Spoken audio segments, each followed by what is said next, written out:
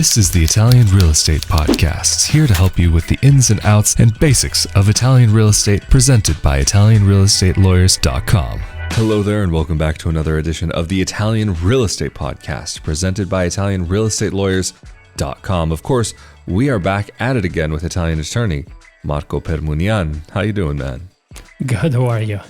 I'm doing great, thanks. Today we wanted to touch on the subject, do you need an Italian lawyer, an attorney, to be able to help you when purchasing a property in Italy?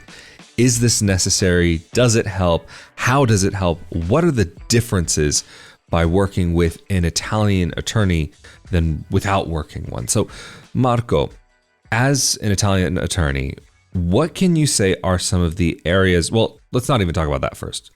Does a person need an attorney when making a purchase in Italy? I know that in America, the role of an attorney is very important when it comes to real estate transactions. In Italy, it can be very important if there is a buyer that is not Italian. But the answer to your question is no, you don't necessarily need an attorney. Would I recommend a foreign buyer to buy something in Italy, a property in Italy, without the assistance of an attorney? Probably not. So while it's not necessary, it could be very, very helpful and even advisable when somebody is not Italian, when somebody doesn't speak Italian. Yeah.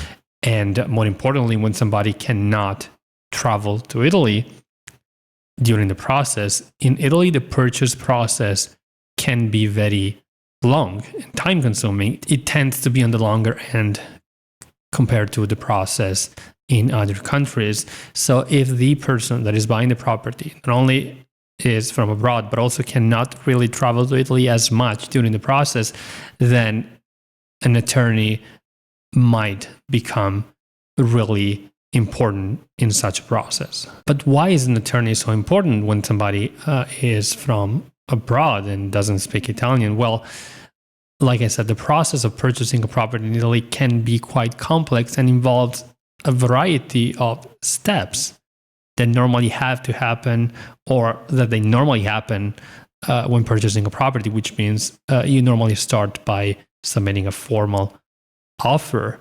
And especially if you're dealing with a real estate agent, such offer will be maybe provided by the seller's agent or by the buyer's agent, and it will include a variety of provisions that have a certain validity or meaning under Italian law that it could be difficult to understand for somebody who is not Italian.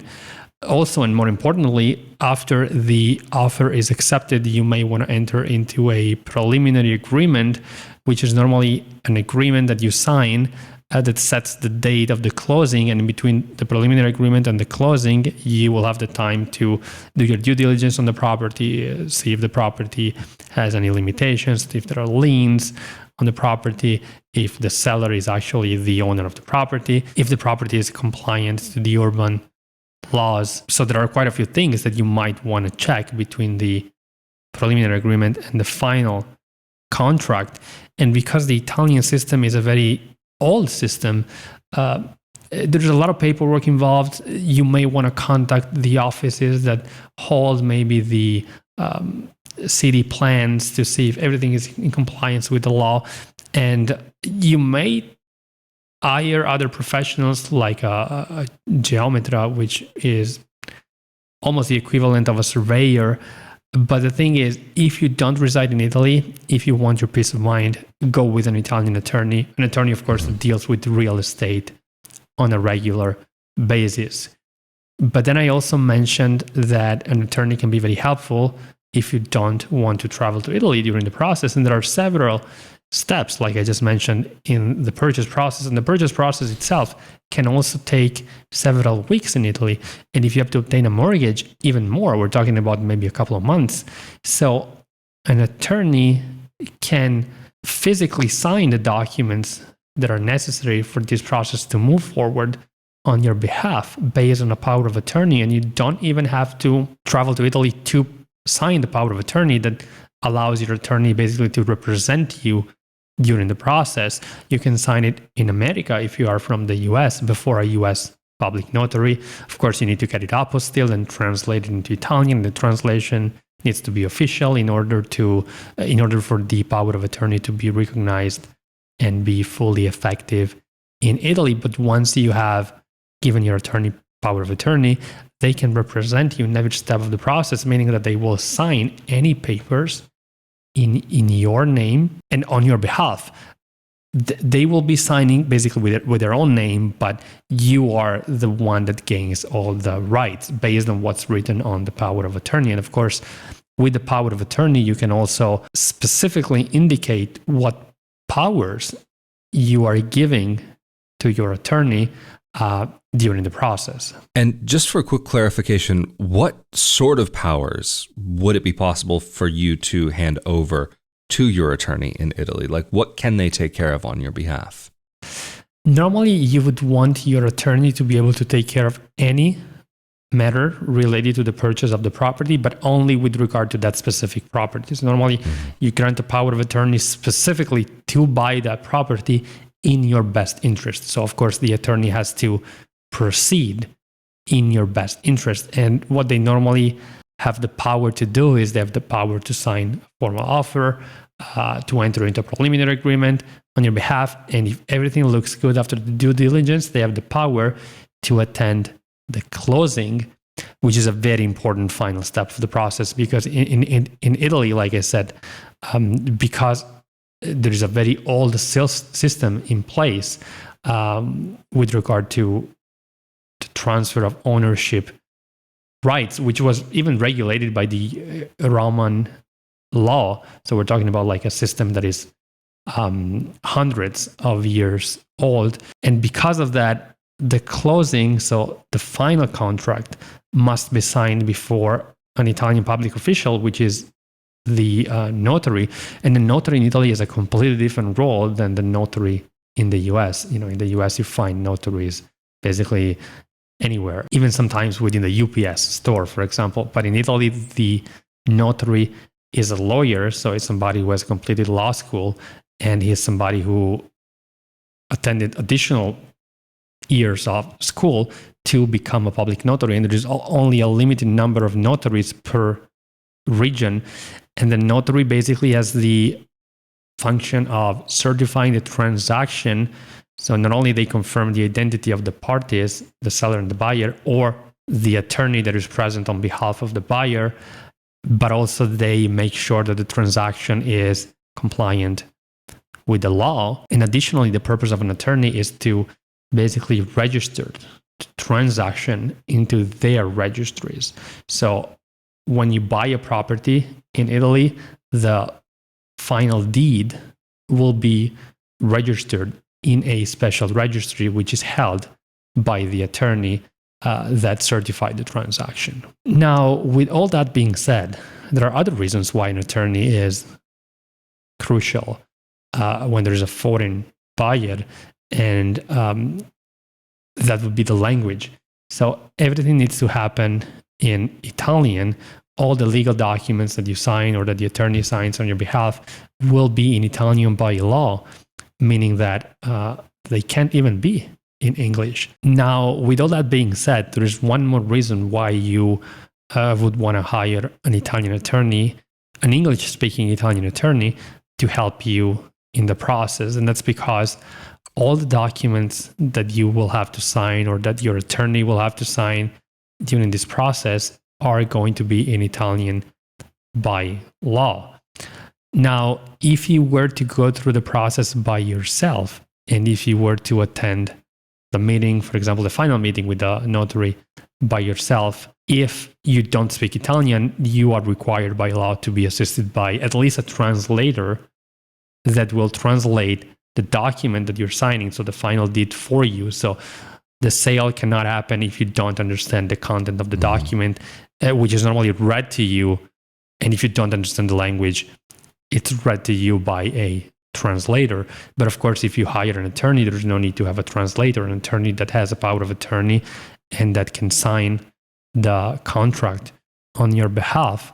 If the attorney speaks Italian, then there's no need for a translator. So there's no need to have you understand the content of the document that is being signed, because it's sufficient for the attorney that signs the document on your behalf to understand it.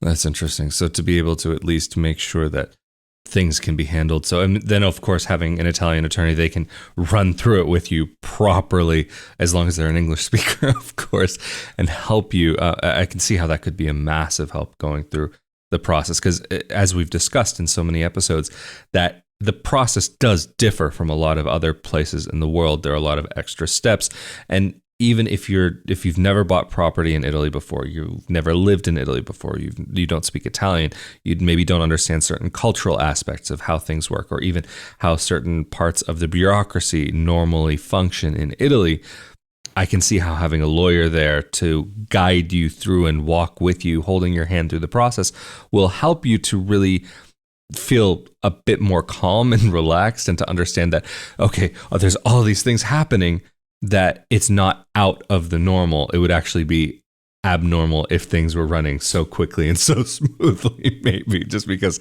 there are so many steps in the process, and having to sign the preliminary agreement, then the contract and everything, just running through all the different processes that we've mentioned and talked about in previous episodes of this podcast. But what are some other areas where an Italian attorney can offer some real bonuses, some real major expertise to their client that they may not have otherwise? Well, like I said, the Italian system, the judicial system, but like basically many of the laws that we have in Italy are very old. So the process, or any process, any legal process in Italy, can be overcomplicated for a foreign person, because in other countries everything is easier. In Italy, because the system is very old, things tend to be more complex, including the process of purchasing a property in Italy. But just, for example, one curiosity that I believe people find interesting is that when you go and buy a piece of property in Italy, whether it's a land or an apartment, a house, it's normally not identified with the street number and the street name and the city name. So you're not buying the house located on X street number 2. Normally that piece of property is identified in a very complex way that is even difficult to explain in English how it's identified. It's basically it's a list of different areas that basically in which that property is located. So if you look at the maps that are held by the different towns where that are held by the town where the property is located, you will see that your property is identified by the town in its own way, like particella numero 1, 2, 3. It's like something very complex for people to understand, and they're like, why isn't my property being identified in the easy way, like the street number, the street name and the city name? It's just, in Italy, everything works maybe in a little bit of a different way, just because it's a very old system. So an attorney could be very helpful in general, but also like in this specific instance that I just explained, an attorney will know exactly which property the town is referring to. For example, and this is a personal thing, I purchased a piece of land once to build a house. And the land, which was a square piece of land, and the land on paper was actually composed of 3 different pieces. Each one was identified with a code. So I was like, am I buying like this was years ago, a lot of years ago, but am I buying like a square piece of land or 3 pieces of land? And the thing is, it were 3 pieces of land that composed my piece of land that I was going to buy. So everything sometimes is like probably complicated in Italy. So maybe having an attorney by your side can be really helpful if you're not from Italy.